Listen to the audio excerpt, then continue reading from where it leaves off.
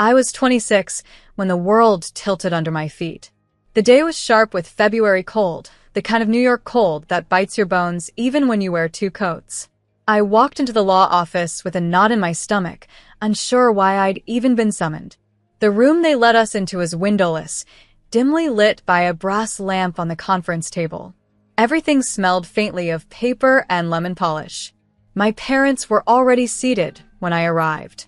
My mother, Margaret, sat straight-backed, her arms folded tight across her chest, her lips pursed as though she were waiting to correct someone.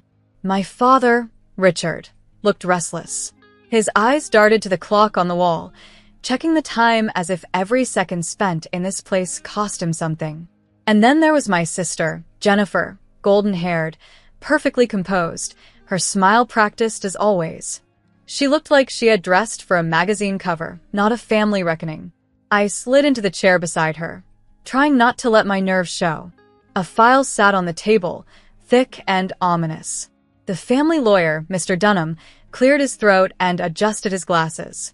His face was unreadable, a mask carved by years of managing other people's grief and greed. "We'll begin with the reading of Richard and Margaret's will," he said, his voice smooth but detached, like an announcer reading the morning news. He unfolded a sheet of paper and began. "To our daughter, Jennifer." And here, he paused, the words hanging in the stale air. "We leave $32 million. Jennifer didn't even blink. She tilted her chin upward, as if this was her rightful crown. My father gave her a thin smile, and my mother actually nodded, satisfied, as though she had rehearsed this moment in her head. Then Mr. Dunham's eyes shifted to me. His tone didn't soften. "To our daughter, Emma, we leave." Another pause. My hands tightened on the arm of my chair. "Our encouragement to go make your own." The words struck like a slap. Not even a token gift, not even a gesture of fairness. Just rejection, dressed in polite cruelty. My heart thudded. I felt the blood rush to my face, and for a moment I couldn't breathe. My mother's eyes were on me, cold and deliberate, like she had waited years to deliver this final dismissal. My father didn't look at me at all, and Jennifer, sweet, perfect Jennifer, squeezed my hand with mock sympathy, as though this was just another game we played as children. I pulled my hand away. I thought of our childhood home in Connecticut, the white house with the red door and the sprawling yard where we once chased each other barefoot through the grass. For Jennifer, that house was her kingdom. For me, it was never home. Even then, I had always felt like a visitor, someone tolerated but never fully wanted. That day, with a single sentence, my parents confirmed what I had always known. I was never theirs the way Jennifer was. The silence that followed felt heavy, suffocating. I wanted to stand and walk out right then, to spare myself the humiliation. But before I could, another man in the room stood up. He was tall and lean, with silver hair combed neatly back and eyes that seemed to burn with calm intensity. He introduced himself with quiet authority. "My name is Thomas Whitmore," he said. "I was your grandfather's attorney." His gaze fell on me, and I felt my spine straighten involuntarily. "He left a sealed will to be read only in your presence. He asked that I open it today." My mother's head whipped around, her face hardening. "That will was revoked," she snapped. Her voice was sharp, laced with panic, the way it got when she was losing control. Thomas shook his head once. "No, ma'am. It was never revoked." He pulled out an envelope, its edges yellowed with age, the handwriting on the front unmistakably my grandfather's, bold, deliberate, full of character. My throat tightened. Grandpa had died a year ago, and I had not yet fully faced the ache of losing him. He had been the one person in our family who truly saw me, who sat with me on Sunday afternoons, listening as I rambled about books, dreams, or questions I was too afraid to ask my parents. Thomas unfolded the paper inside and began to read aloud. His voice was steady, reverent. "To my granddaughter, Emma, you were the one who sat with me on quiet Sundays. You were the one who asked about the old books and the broken clocks. You were the one who listened. I leave you my estate in full." The words sank into me like sunlight through dark clouds. For a heartbeat, I couldn't believe what I was hearing. Then, like a match struck in dry air, my mother erupted. "This is insane," she shouted, her voice shrill. "You can't be serious." But Thomas continued, unfazed. "This includes all liquid assets, holdings, and trusts, valued at approximately $5.5 billion. Silence fell, heavy and absolute. Even the tick of the clock on the wall seemed to stop. My father leaned forward, stunned, his jaw working as if to form words he couldn't quite summon. Jennifer's face went pale, the practiced smile wiped clean. My mother's fury crackled in the air, a storm about to break. I sat frozen, my thoughts spinning. $5.5 billion. The number didn't feel real. It was a sum that could build cities, transform lives, move mountains. My heart pounded, not with greed, but with the overwhelming sense that something extraordinary had just been placed in my hands. And then the shouting began. My mother's voice rose first, a screech like glass shattering. "This is a fraud. He was manipulated. She doesn't deserve this." My father tried to intervene, demanding explanations, asking Thomas for clarity, as though billions could simply be misread. Jennifer whispered my name, almost pleading, but her voice sounded more like a warning, as if I had committed a crime by simply existing. I stood slowly, the chair legs scraping softly against the floor. My body shook, but my voice came out calm, clearer than I expected. "Grandpa saw me," I said. That was all. 3 simple words that held the weight of my entire life. He had seen me when no one else did. Then I turned and walked to the door. Behind me, their voices rose in a storm, anger, disbelief, betrayal. But I didn't look back. I couldn't. For the first time, I felt free. Free from their judgment, free from their cold expectations, free to step into a life that was finally mine.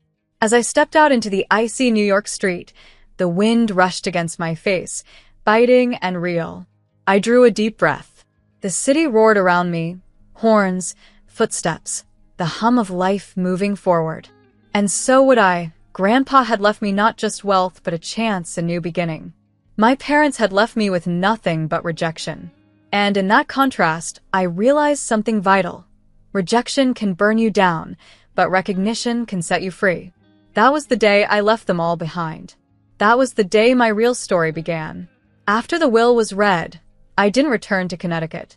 I couldn't bear to. The house with the red door felt poisoned now, steeped in voices that never wanted me.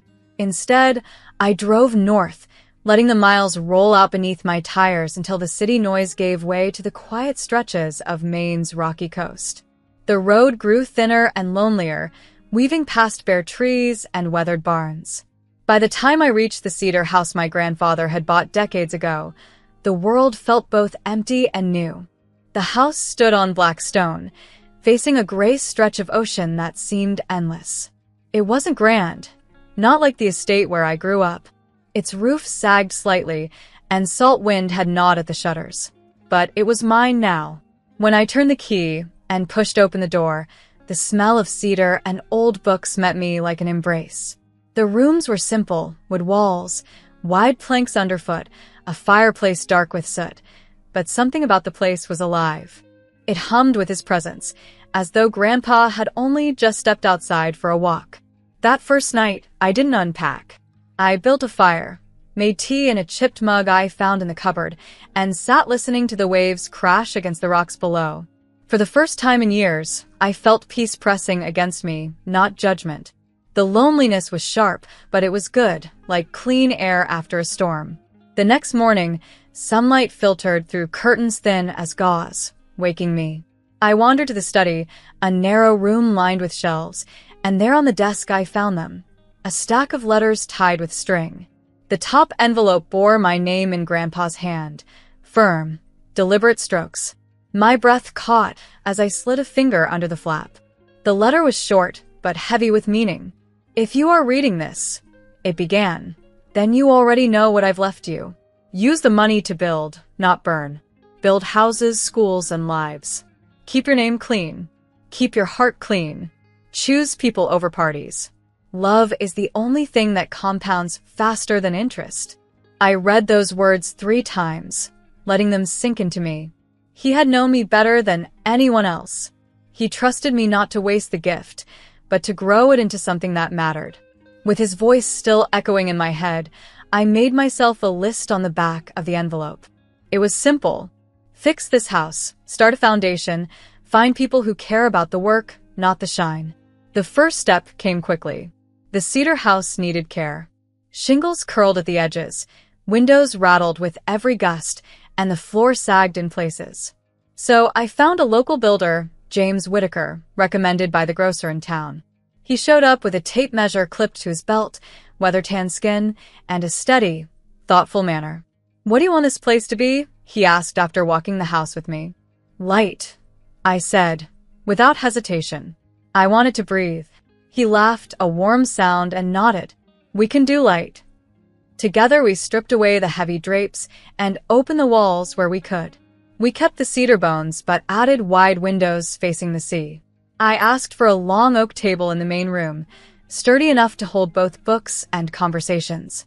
James built shelves for Grandpa's old novels and journals, and we left the fireplace as it was, blackened but strong.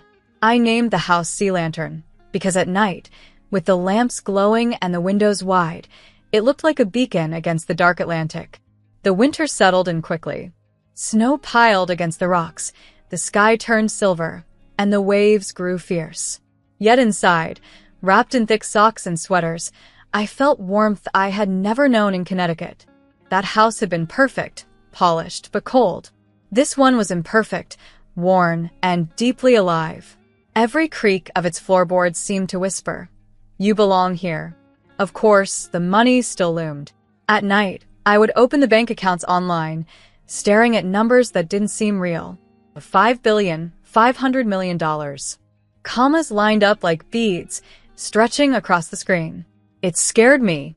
I could see how easily someone could drown in it, how money that vast could devour a life instead of expand it. So I set rules. If I didn't, I knew I would lose myself. First, I decided on a salary for myself, $120,000 a year. More than comfortable, but not enough to forget what things cost in a grocery aisle. Then I made commitments. I transferred £100 million into a fund in London to support arts programs across Europe, a nod to Grandpa's love of music and literature.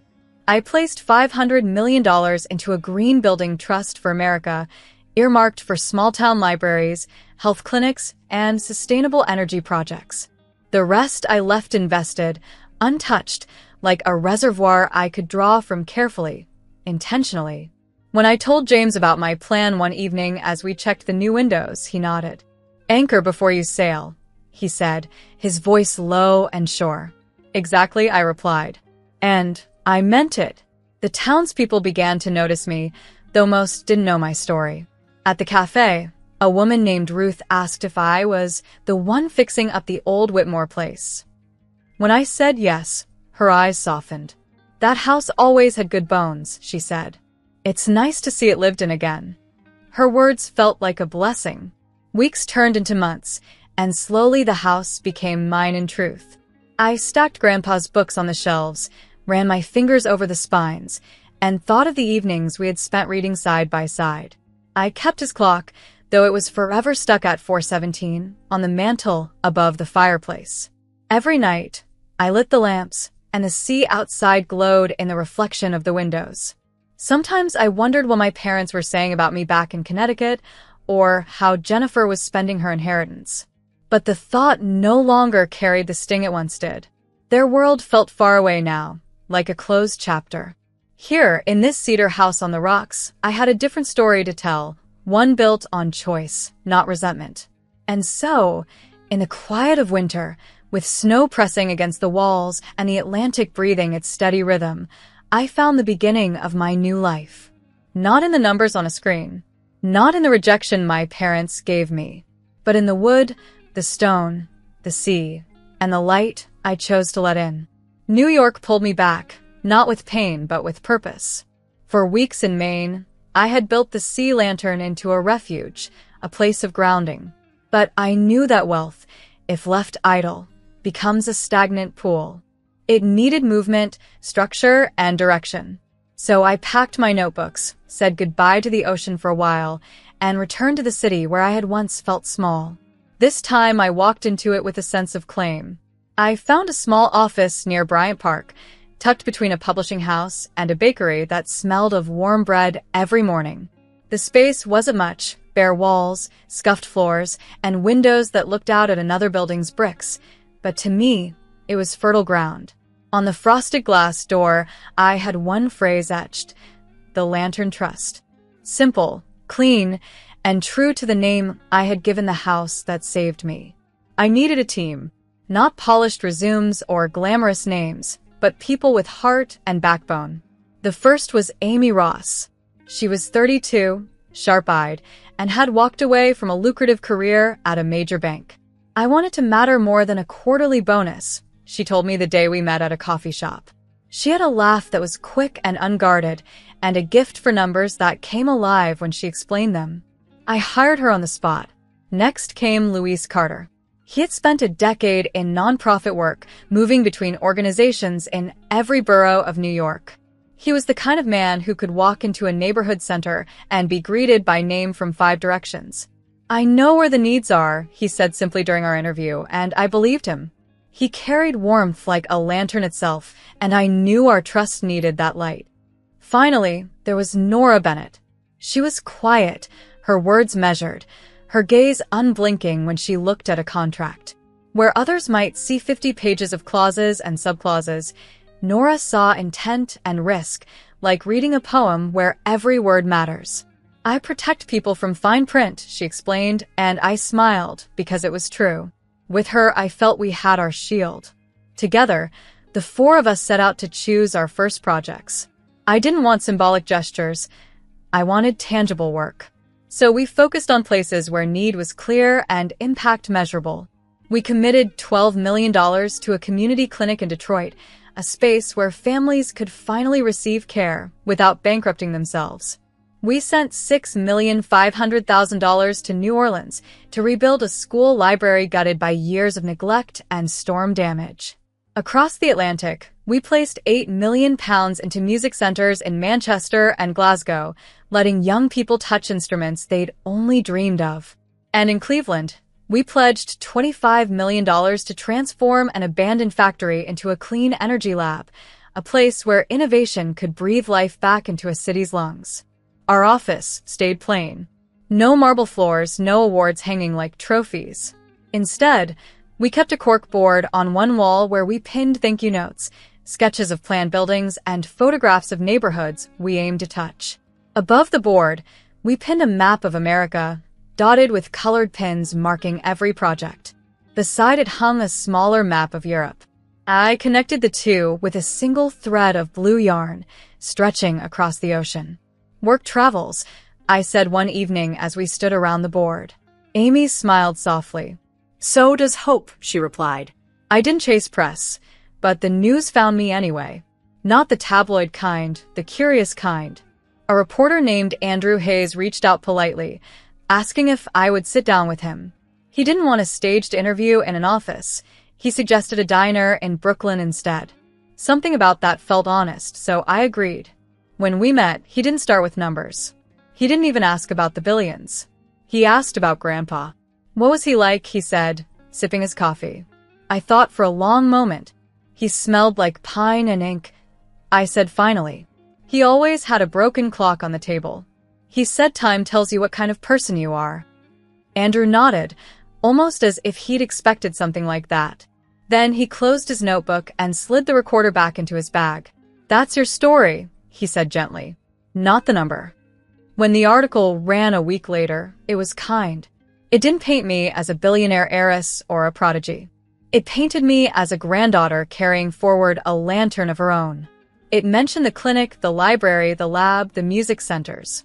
It named my team Amy, Luis, and Nora. It didn't mention my family, and I was grateful for that mercy. Still, my family's shadow reached for me. The calls came, one after another. My mother's voice on voicemail was volcanic, each word dripping with scorn. "You owe us. You owe your sister. How dare you think you can walk away?" My father wrote me a letter, 3 pages long, listing investment opportunities he wanted me to consider. None of them were about people, only profit. And Jennifer, sweet, entitled Jennifer, sent me text messages with pictures of new handbags and the keys to a condo in Miami, as if flaunting her $32 million was a game. Each time, I looked at my phone, then set it face down. Their words had lost the power to break me, but they still carried the old sting. I had chosen a different door, but I could still hear the shouting from the one I'd closed. One evening, James came down from Maine. We had funded an art gallery in Brooklyn, and he wanted to see it. Afterward, we walked by the East River, the city lights trembling in the water. He didn't ask questions about the calls, the pressure, or the weight of carrying billions. He just walked beside me, hands in his coat pockets, silence easy between us. Finally, I broke it. Do good and still be hated, I said. That's the lesson, isn't it? He stopped, looking at me with calm eyes. No, he said. The lesson is do good anyway. I carried those words with me all the way back to Bryant Park, all the way up the creaking stairs to our plain little office. On the cork board, the maps and notes waited. And I realized then that the circle we were building, this team, this trust, this work, was stronger than any inheritance fight, any insult, any demand. The circle was mine. The circle was ours. Spring moved like a tide across my life.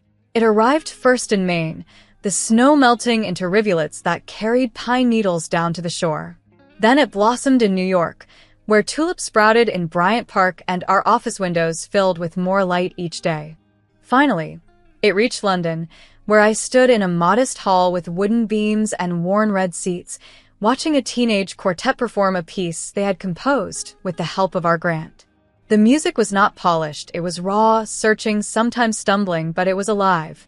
When the final note hung in the air, the audience rose, clapping and whistling. Among the young musicians stood a girl named Alice, no older than 15. She hugged her violin as if it were her anchor in a storm. Afterward, she found me in the crowd, cheeks flushed pink with joy. I didn't think music was for people like me, she said, voice trembling with honesty. It is, I told her. It's for you. I slipped 50 pounds into the donation jar by the door, the bill looking small in my hand compared to the numbers I dealt with each day. Yet it felt like the truest gift. Not because of the amount, but because of the way Alice's eyes had lit up with possibility. Sometimes meaning lived in scale, and sometimes it lived in gestures as simple as placing money in a jar. When I returned to America, I knew what I had to do.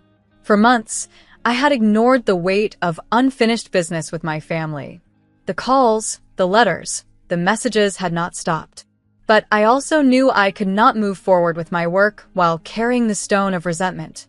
So I drove south back to Connecticut, back to the house with the red door that had once been my prison. The house looked the same, impeccable lawn, polished brass knocker, perfect hedges trimmed to sharp edges. It looked staged, as if it were always ready for guests who never came. I parked in the driveway, stepped out of the car, and for a long moment simply stood there, feeling both dread and resolve press against me. Then I knocked. My mother opened the door, her eyes scanning the driveway before she let me in, as if checking for reporters or cameras. She looked thinner than before, her sharpness more pronounced. Behind her stood my father, his smile smooth, the same one he wore when negotiating deals he thought he had already won. And Jennifer, my sister, stood at the top of the stairs in white and gold, beautiful and distant, like a statue that belonged in a museum rather than a home. We sat at the kitchen table, the same table where we had once eaten cereal before school, where I had once scribbled drawings that were thrown away. I set a single envelope on the polished wood. My hands were steady. I am not here to fix the past, I said. My voice didn't shake, though my heart hammered. But I will make a clean end. My mother rolled her eyes, exasperation curling her lips. At last, some sense, she muttered. I slid the envelope forward, but just beyond her reach. This is for Jennifer. $32 million. From me. Her hand shot forward, greedy, but I pulled the envelope back an inch. It comes with a note, I said, unfolding a page from inside. My words were simple, written late at night at the sea lantern. To my sister, we can both build a life. I'll be cheering for yours. Please do the same for mine. Jennifer's eyes widened. For the first time in years, the perfect mask cracked, and I saw the sister I used to know. The girl who ran barefoot in the yard, who whispered secrets to me under blankets, who laughed until we couldn't breathe. The gold and marble of her exterior softened. She whispered my name, barely audible. Emma. It was enough. More than enough. My mother's mouth opened, ready to erupt, but I raised my hand. There's nothing else, I said firmly. No more asks. No more calls. I am leaving now. Please don't follow me. I placed the envelope directly into Jennifer's hands, not my mother's. Then I stood, pushed back the chair, and walked through the red door. The air outside was clear, almost celebratory, as though the world had been washed by rain. I drove north with the windows down, letting the wind whip through my hair. The trees lining the highway seemed brighter, greener, their leaves trembling with new life. For the first time in months, I felt no weight on my chest. My parents' voices faded behind me like a radio station out of range. Ahead of me was the road, wide and unwritten. When I reached the sea lantern, dusk was falling. The porch light flicked on automatically, just as James had wired it, a quiet welcome home. I stepped inside, kicked off my shoes, and sat at the long oak table. The house smelled of cedar and sea air, grounding me. I pulled out a stack of stationery and began to write letters. One to Amy, thanking her for keeping our accounts sharp and honest. One to Luis, for reminding me every day that people come before profit. One to Nora, for protecting our trust with fierce precision. One to Andrew, the reporter who told my story with gentleness. One to Alice, the violinist, urging her to keep playing, no matter the noise of the world. And more, to the clinic in Detroit, the lab in Cleveland, the library in New Orleans, the music centers in Manchester and Glasgow. Last, I wrote one to myself. I left it in the desk drawer, alongside Grandpa's original letter. It read, I did not make my own money. I made my own meaning. That is enough. I placed my pen down, turned off the lamp, and sat for a moment in the soft dark. Outside, the tide pulled back, then rolled in again, steady and sure. The house creaked, settling, alive with memory and promise. The sea sang against the rocks, and the lantern light glowed through the windows into the night. When I finally lay down to sleep, I did so without fear, without the weight of rejection, without the burden of proving my worth to people who never wanted to see it. For the first time in my life, I slept in a life that was mine alone, in America with the light on.